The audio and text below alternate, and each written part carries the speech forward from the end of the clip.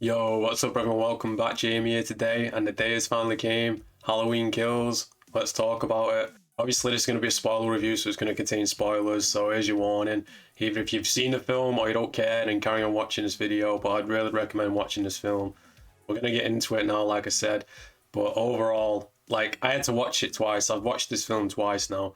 The first time I watched it, I was a little bit conflicted, but now that I've seen it twice, I'm ready to give my thoughts, so let's do this. So Halloween Kills was released in 2021, 3 years after Halloween 2018, but it's on the same night as Halloween 2018. The story starts off with Cameron, Allison's boyfriend, finding Hawkins from the events of Halloween 2018, and surprise, Hawkins is still alive. Remember that he got his throat slit by a sartain, and then he got run over inside the car, and he's still alive somehow. He's still breathing. So Cameron helps him, and we go from there into the flashback, man. The flashback to 1978. If you've seen the trailer, you've seen the shot of Michael standing outside the house. But I love this, man, so much. This was amazing.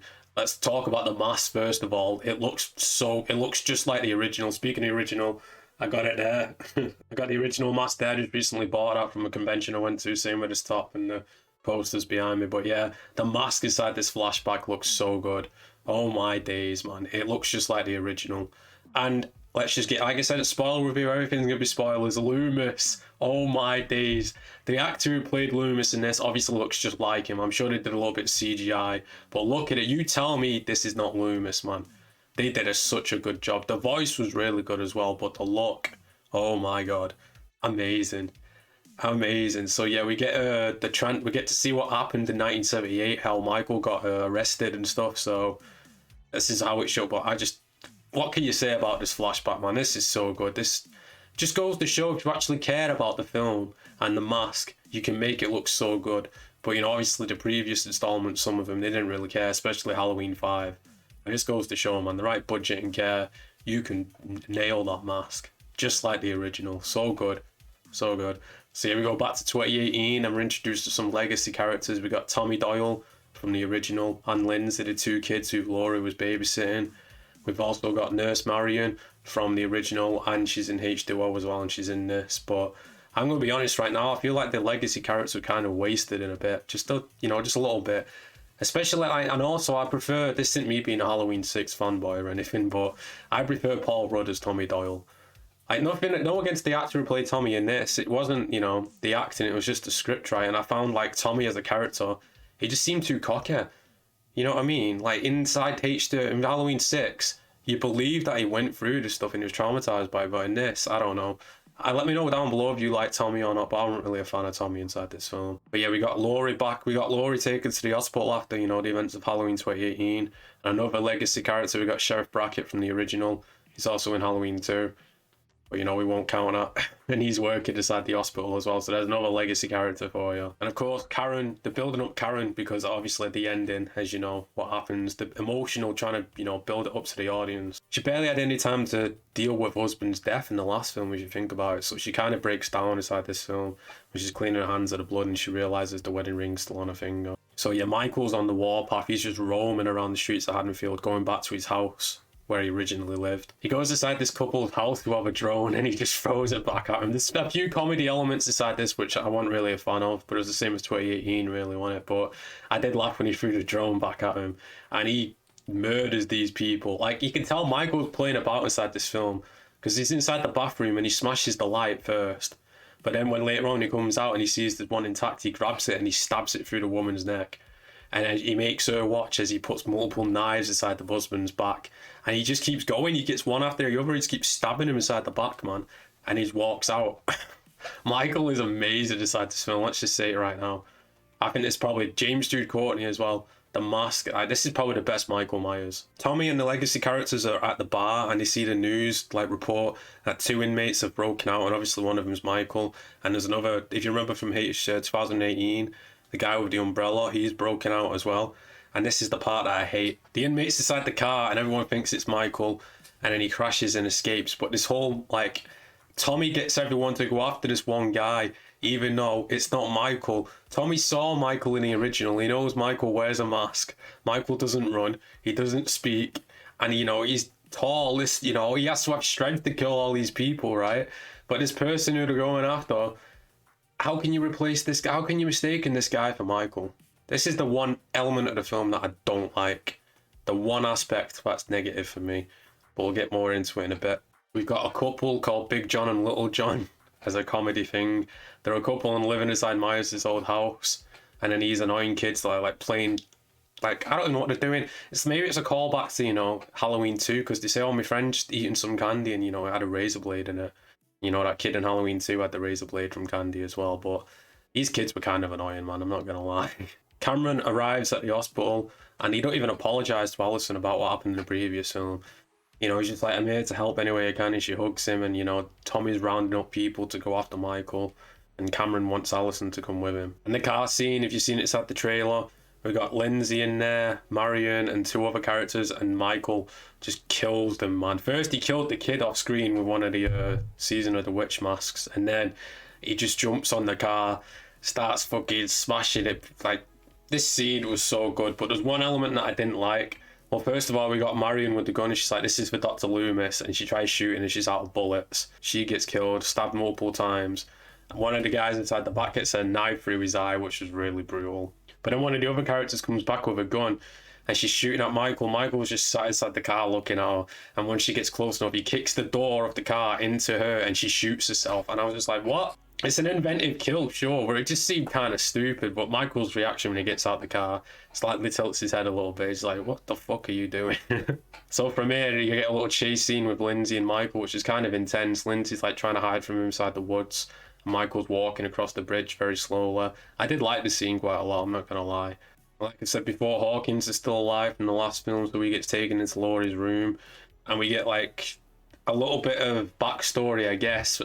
Basically, I think we find out who Karen's dad is, because he talks about like they kissed one time in a bar years ago, but then he wanted more, but he knew that Laurie fancied Ben Tramer. You know, Ben Tramer was talked about inside the original. Obviously, Halloween 2 doesn't exist inside this timeline, so Ben Tramer died in that. So he's still alive inside this timeline. So it could have been Ben Tramer. Ben Tramer is the dad, maybe. I won't be surprised if we see this flashback in Halloween Ends, you know. If they film it with Laurie and Hawkins and we see it play out. Maybe it's a possibility. But here we go. Here's where we get the one negative aspect of the film. Tommy's at the hospital and he's rounding up the people and all like, evil dies tonight, evil dies tonight. And every time someone said it, man, I was cringing. I really was. This is the only thing about this film that I don't like. Everything else I love. Everything. It's just this one, oh my god. And just leading on to this like there's 20 minutes of this film and it starts now, which is just not needed, really. I understand why they did it, but it's just, like I said, it's one aspect that I don't like. The inmate arrives at the hospital asking for help, and Tommy says that it's Michael. Even though, like I said before, he knows it's not Michael. He saw Michael in 1978 with the mask, no talking, tall guy, no running, you know. Laurie knows who Michael is as well. It was even on the TV too. Oh, this. I hate this bit so much. This is the only, like I said. So Michael kills the Johns who are living at his house, and he stabs the guy at the armpit. Oh my god, it's so brutal. And then he gets his he pushes his eyeballs into his skull. It's so graphic. I can't show that, obviously. I'll show the armpit bit, but I can't show the other bit.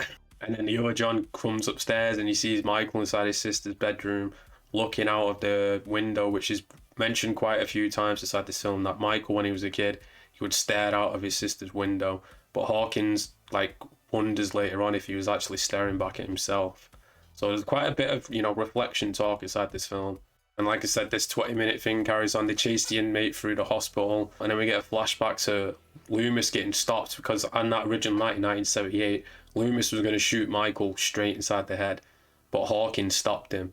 And now Hawkins is like, you know, it's my fault. I shouldn't have stopped Loomis, basically. I should have let him kill the evil. Karen, being the good person that she is, she tries helping the inmate by locking him upstairs, but eventually the mob comes and tries smashing the window. So it's a little bit of an emotional scene, no doubt. It's just the fact that you waste so much time in this, and Tommy just acts so stupid. Like, he's seen Michael.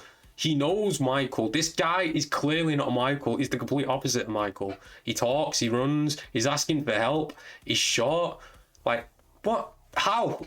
So yeah, the guy basically, he jumps off the hospital, which is sad, and he jumps to his death, but it's a gory scene when he hits the floor and we see the aftermath. Definitely gory. So Cameron and his dad and Alison all go to Myers' house to try and hunt him down. Cameron's dad goes in first, of course, and then they hear a shot, so then them two go in after him. And Cameron sees his dad dead inside the attic, just sticking out, and then Michael busts out, and Michael just demolishes Cameron here, man. Oh my days. On top of the stairs, he's smashing his head through the banister. Alison falls down the stairs and breaks her leg, so she can't do anything. And then she's screaming, she's like, come on, motherfucker, come get me, trying to save Cameron's life. Michael slowly comes down the stairs. He realizes that, you know, she cares about Cameron, and he just snaps his neck and then continues down. Michael, inside this film, say what you want about the story or the dialogue or whatever you want, but Michael Myers, he's on top form. This is the best. Like, even, I'd say even better than the original. The original was tame, obviously, and it served its purpose, but in this, Michael is just a killing machine. Like the title says, Halloween Kills, right? So he's about to stab Alison, but Alison's like, do it. And then Karen appears behind Michael and she stabs him with a pitchfork and then stomps on his head. But, you know, realistically, she should have finished the job there. But, you know, she grabs Myers' mask and leads him out of the house. And she's saying, you know, come get me. And she basically leads him into an ambush. She leaves the mask on the street. Michael finds it. And then Tommy and everyone else show up. And they just start beating the fuck out of Michael, man. Shooting him, beating him with bats and everything. You sort of feel sorry for Michael inside the scene a little bit, man. This is one of the first times you've seen it's like just multiple. It's a bit like Halloween 6 with Paul Rudd, but instead of just Paul Rudd beating the fuck out of Michael, it's like 10 people. And this just confirms it right here. Michael Myers is not human anymore, because at this point you would be dead, no doubt, man. He's supernatural at this point. You think it's all over, you know. Alison and Karen are back at the house on the porch. But the way this is edited, I'll get into it in a minute. There was a different ending. I think this is what takes place. Why it seems like, you know, it's dead. The pacing seems all over a little bit inside this ending, not gonna lie. But Alison and Karen are on the doorstep, and we get cut back to the mob. Michael gets back up, gets his knife, and you get that sick moment. And it's this slow motion. He's just slashing everyone. He kills Brackett. He eventually kills Tommy as well with his baseball bat. And then Karen sees the young Michael in his window, at his sister's window, and goes inside the house, goes upstairs to his window, and Michael just appears out of nowhere. Another reason why this is supernatural Michael. He appears out of nowhere from behind Karen and just slices and slices, reliving the murder of his sister Judith, and Karen's dead, while Laurie Strode is just left inside the hospital. But the first question is, how did Michael get up inside the house without anyone noticing him? Another reason why he's supernatural at this point. He has to be. But yeah, like I said, there was an original ending, which they cut out, which is coming out on the Blu-ray, like David Gordon Green has talked about. It was a callback to the original with Laurie and Michael on the phone. Karen was going to phone Laura, but then Michael would obviously kill her, and he would start breathing down the phone, and then Laurie would hear this, and she'd be like, I'm coming for you, Michael. And then that shot you see inside the trailer, with Laurie walking out of the hospital with the knife, that would have been it. But obviously they cut that out. But we're getting that on the Blu-ray, so, you know, we'll have to see how that goes. But yeah, overall, Halloween Kills, like I said, I had to watch it twice. The first time I was a bit conflicted, but now, 8.5 out for me, man. 8.5 out of 10. I loved this. The only bad thing about it, like I said, was the inmate storyline. Like, I understand why they did it.